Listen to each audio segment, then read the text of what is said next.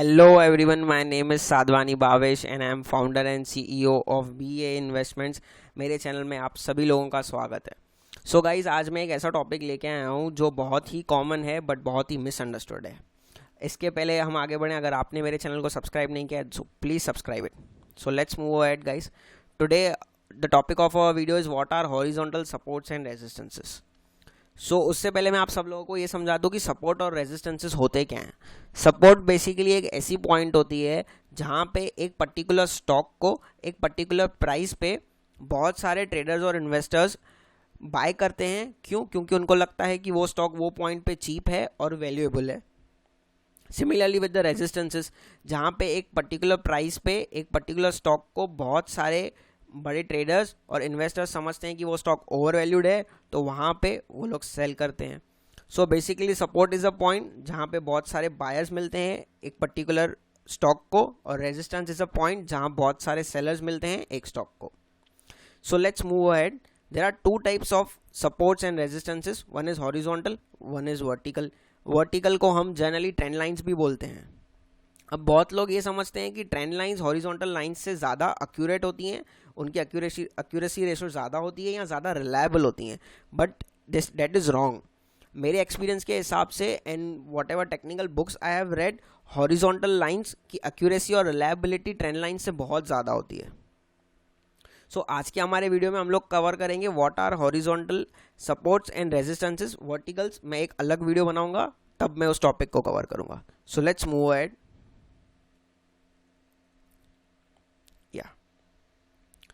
सो अभी आप हमारे स्क्रीन पे देख सकते हो कि I have open the chart of Bharti Airtel, right.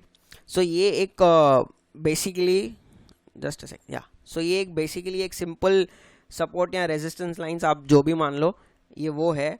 सो यहाँ पे आप देख सकते हो स्टॉक को बहुत अच्छा रेजिस्टेंस मिला है। कभी भी कोई भी एक horizontal line technical books and experience के बेसिस पे आप सबको पता होगा कि अगर कोई लाइन को प्राइस 3 टाइम्स रिस्पेक्ट करता है, वेदर इट सपोर्ट्स और रेजिस्टेंस, देन वो लाइन की रिलायबिलिटी बहुत स्ट्रांग हो जाती है, बिकॉज प्राइस ने उस लाइन को 3 टाइम्स रिस्पेक्ट किया है। सो यहाँ पे हम चेक करते हैं इस लाइन को प्राइस ने रिस्पेक्ट किया एक बार बहुत अच्छे से, दूसरी बार बहुत अच्छे से, तीसरी बार, चौथी बार। तो प्राइस यहाँ पे 3 से ज़्यादा बार इस लाइन को रिस्पेक्ट कर चुका है। फिर भी अभी हम देखते हैं यहाँ पे क्या होता है। प्राइस ने ब्रेकआउट किया है लेकिन प्राइस ऊपर नहीं गया, फिर नीचे आया। प्राइस ने ब्रेकडाउन दिया है लेकिन प्राइस नीचे नहीं गया, फिर ऊपर गया। यहाँ पे फिर ब्रेकआउट, यहाँ पे फिर ब्रेकडाउन, लेकिन प्राइस है कि रेंज बाउंड में ही जा रहा है। इतनी बार ब्रेकआउट और ब्रेकडाउन देने के बावजूद भी प्राइस ना ऊपर जा रहा है ना नीचे जा रहा है। तो ऐसा क्यों हो रहा है? तो मैं आपको बता देता हूँ कि कभी भी सिंगल हॉरिजॉन्टल लाइंस पे जो सपोर्ट और रेजिस्टेंसेस हम बनाते हैं उनकी रिलायबिलिटी बहुत कम होती है। अब ऐसा क्यों?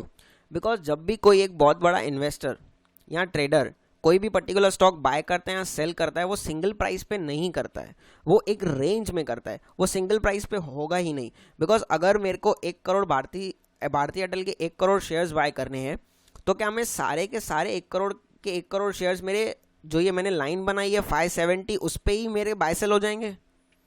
It's almost next to impossible, because वो एक रेंज में ही बाय या सेल होंगे। फॉर एग्जाम्पल, अगर मेरे को बाय करने हैं तो मैं 570 से लेके 600 के बीच में मेरी बाइंग रेंज होगी। अगर मेरे को सेल करने हैं तो 600 से लेके 570 के बीच में मेरे स्टॉक सेल होंगे।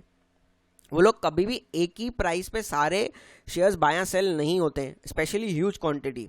जो बड़े प्लेयर्स बेसिकली ह्यूज क्वांटिटी में ही डील करते हैं, जिनकी मूवमेंट्स हम ट्रैक करते हैं।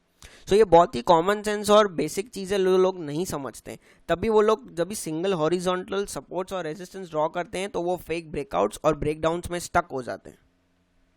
तो अब इसका सॉल्यूशन क्या है? इसका सॉल्यूशन ये है कि जब वो लोग रेंज में बाय करते हैं तो हम लोग सपोर्ट और रेजिस्टेंस भी रेंज में या एक पर्टिकुलर जोन में क्यों नहीं ड्रॉ करते? सिंगल लाइंस क्यों ड्रॉ करते हैं?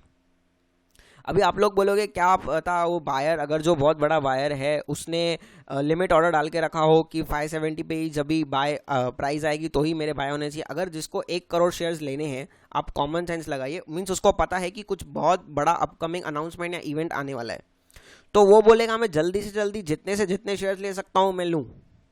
एक फियर ऑफ मिसिंग आउट होता है वो टाइम पे।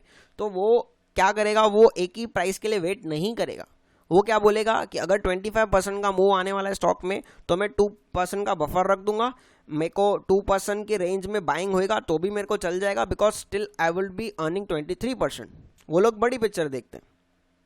Same is with the selling. Selling जब भी होती है वो एक प्राइस पे सेल नहीं करते। अगर उसको पता है कि कुछ अनसर्टेनिटी या कुछ रॉन्ग होने वाला है कंपनी में या स्टॉक में, वो बोलेगा मैं जल्दी से जल्दी जितने से जितने शेयर्स बेच सकता हूं मैं बेचूं। वो वेट नहीं करेगा कि प्राइस बार बार उसी प्राइस पे आए और धीरे धीरे करके मेरे सारे शेयर सेल हो। दैट्स वाई वो बोलते हैं सेलिंग बहुत क्विक होती है, बिकॉज फियर ऑफ लूजिंग होता है। तब उनमें डर होता है कि मेरा लॉस हो जाएगा, और जब बायर्स होते हैं उनमें डर होता है कि फियर ऑफ मिसिंग आउट हो जाएगा, कि मैं अपॉर्चुनिटी लूज नहीं कर दूं। तो ऑलवेज बाइंग और सेलिंग में वो लोग 2 to 3% का बफर रख देते हैं। और उनके न्यूज़ ऐसे नहीं होते कि news channels, they have proper research and proper conversations with the company, then only they decide कि क्या करना है। तो उनके पास इंफॉर्मेशन होती है श्योर, तो उनको जल्द से जल्द रिएक्ट करना होता है। वो लोग ऐसे नहीं करेंगे कि वो लोग लिमिट ऑर्डर पे डाल दें, वो चीज़ बहुत रेयर होती है। तो वो लोग हमेशा मार्केट ऑर्डर पे ही 2% के रेंज में बफर के साथ वो लोग बाय या सेल ऑर्डर्स ट्रिगर करते हैं। तो अभी अगर हम लोग यहाँ पे सिंगल हॉरिजॉन्टल लाइंस के सपोर्ट और रेजिस्टेंसेस बनाने के जगह पे अगर हम जोन्स बनाएं तो हम लोग के लिए कितना अच्छा हो जाएगा। फॉर एग्जांपल मैंने ये एक जोन बना दिया, राइट। मैंने यहाँ पे भी एक जोन बना दिया,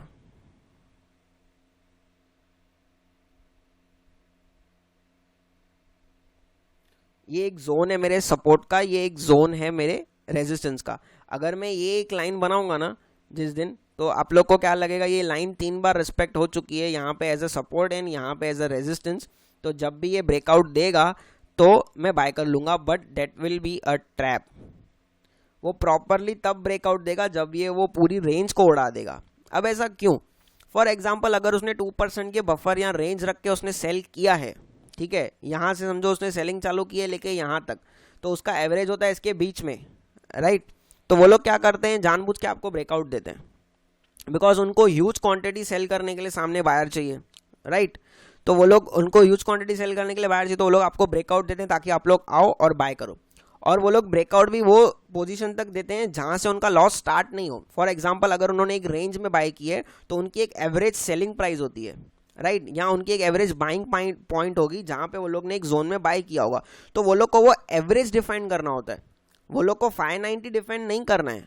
तो वो 590 के ऊपर ब्रेकआउट देखा सकते हैं आप लोगों को एज अ फेक ब्रेकआउट। वो लोग का लॉस, एक्चुअल लॉस तो ये जो जोन का मिडिल रेंज होगा 603 604, उसके बाद उनका लॉस स्टार्ट होता है। तो उनको जो डिफेंडिंग पॉइंट होती है उनकी, वो उनका एवरेज होता है, ना कि रेंज की स्टार्टिंग या एंडिंग पॉइंट।